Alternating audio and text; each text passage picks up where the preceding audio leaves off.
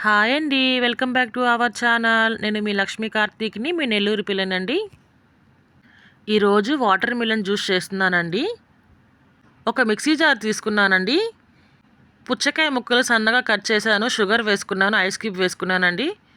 మెత్తగా పేస్ట్ లాగా వచ్చేలాగా జ్యూస్ చేసుకున్నాను.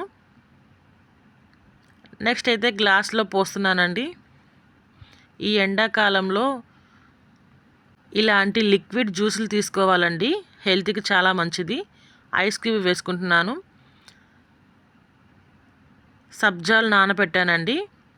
ఆ సబ్జా గింజల్ని ఒక 3 స్పూన్లు వేసుకుంటున్నాను.